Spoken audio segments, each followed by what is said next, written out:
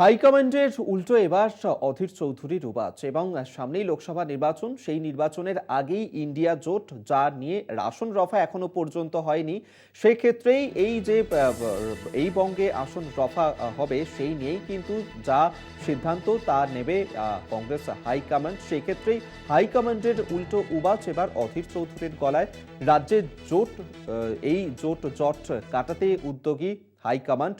অধীর রয়েছেন অধীরেই, এমনটা আমরা শুনেছি। অধীর রঞ্জন চৌধুরী তিনি জানিয়েছেন যে সেক্ষেত্রে বাংলায় কংগ্রেস লড়বে নিজের মতন করেই, কারণ এর আগেও কংগ্রেস বিজেপিকে হারিয়েছে, একই সঙ্গে শাসক দল তৃণমূল তাদেরকেও হারিয়েছে।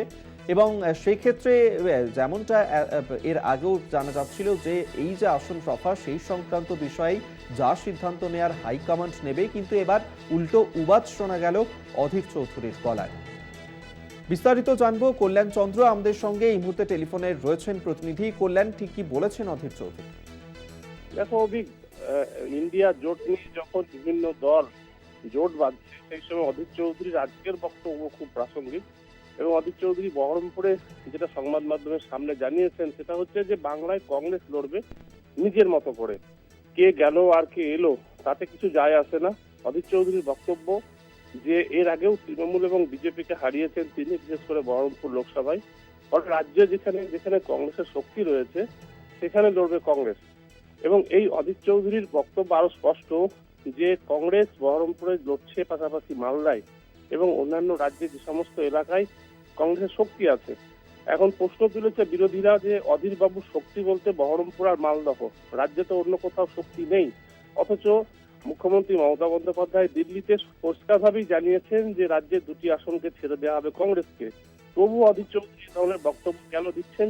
অর্থাৎ অধীর চৌধুরী কেন দাবি করছেন যে রাজ্যে বিভিন্ন জায়গায় যেখানে কংগ্রেস শক্তি আছে, তাহলে কংগ্রেসের শক্তি বলতে কি বোঝাচ্ছে? অধীর চৌধুরী কি জোট চাইছেন না? এই প্রশ্নই তুলেছে তৃণমূল।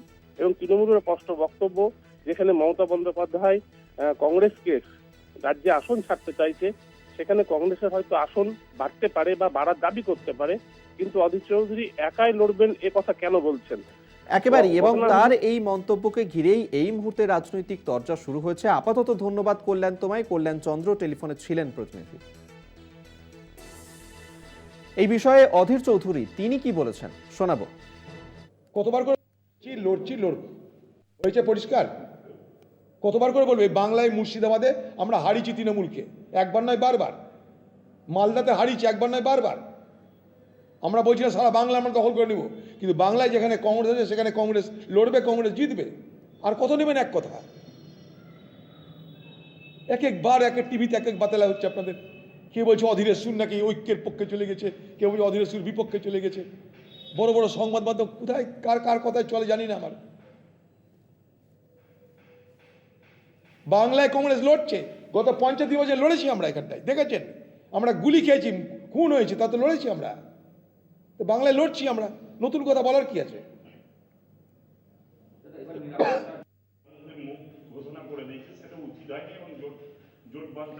এখন ওরা যে দিদি তো সব জায়গায় দিদিমাগিরি করে, তো আমরা কি করতে পারি?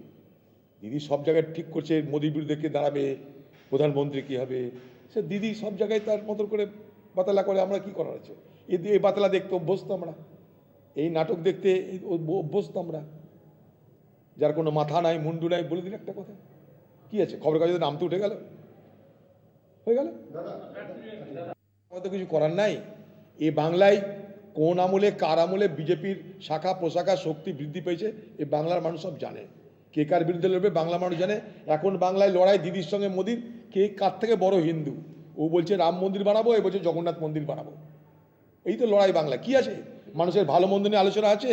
চাকরি নেই, রুটি নেই, রুজি নেই, শিল্প নেই, কারবার নেই, সব শেষ। স্বাস্থ্য নেই, সব সর্বনাশ হয়ে গেছে। মানুষ যাবে কোথায়?